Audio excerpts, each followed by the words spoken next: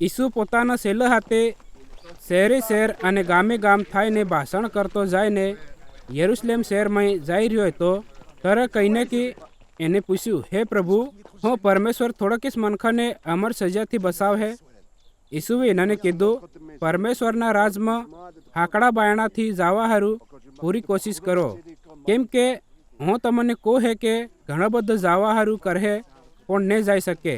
જ્યારે પરમેશ્વર જે ઘેરનો માલિક હે ઉઠીને કમાડ બંધ કરી ચૂક્યો હોય અને તમે બહાર તો ઈબર રહીને કમાડ ખખડાવીને એમ અરજ કરવા માંડો, હે પ્રભુ, અમારી હારું કમાડ ખોલ દે, અને વેયો જવાબ આલે કે હું તમને નહીં જાણતો, તમે કોણ હે? ત્યારે તમે કેવા લાગો, અમે તારી હાથે ખાધું પીધું અને તે અમારા બજારમાં ભાષણ આલ્યું?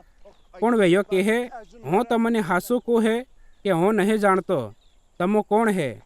હે પાપ કરવાવાળો, તમે બધ મારી કનથી સીટી જાતો રહો, ત્યાં ગાંગરત અને દાંત કકડાવત રહે. જ્યારે તમે ઇબ્રાહિમ અને ઈસાક અને યાકૂબ અને બધા જ ભવિષ્યવક્તાને પરમેશ્વરના રાજમાં બેઠેલા અને પોતે બારત વિહે અને ઉગમણી અને બુડમણી બાજુથી હુરીની અને રાખોની બાજુથી મનખ આવે ને પરમેશ્વરના રાજના જમણવારમાં ખાવાનું ખાહે, અને બાળો પણ ઘણા બધા મનખ જે પોતે પોતાની એની દુનિયામાં મોટો સમજે હે વહીએ પરમેશ્વરની નજરમાં નાનો થઈ જાહે, અને જેનાને એની સંસારમાં નાના સમજવામાં આવે હે વહીએ પરમેશ્વરની નજરમાં મોટો સમજવામાં આવે.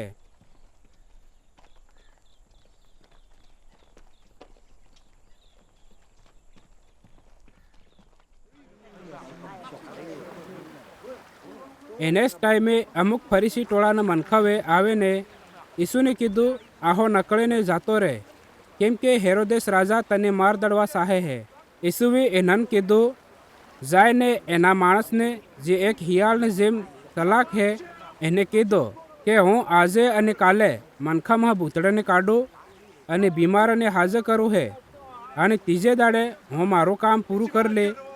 તે હોદો મને આજે કાલે અને પરને દાડે ફરવું જરૂરી હે, કેમ કે એવું થઈ નહીં શકતું કે કોઈ ભવિષ્યવક્તા યરુશલેમ શહેરની બહાર તો મારવામાં આવે, એને છોડીને ખેતોય એને મરે. હે યરુશલેમ શહેરના મનખો, તમો જે ભવિષ્યવક્તાને માર દડો હે અને જે તમારી કન મોકલવામાં આવ્ય એના પર પથ્થરમારો કરો હે. કેટલી વાર મેં સાહ્યું કે જેમ કુકડી પોતાના સેલને પોતાની પાખાની સ ભેગા કરીને એનાની રખવાળી કરે હે, વેમેશ હું તો તમારા બાળકોની રખવાળી કરો.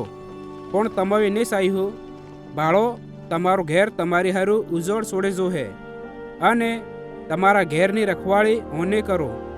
કેમ કે હું તમથી કહું હે, આવુંથી જરત તક તમોને કહો કે ધન્ય હે વેયો જે પ્રભુના નામ થકી આવે હે, તરત તક તમો મને ફેર કેરૈયને બાળહો.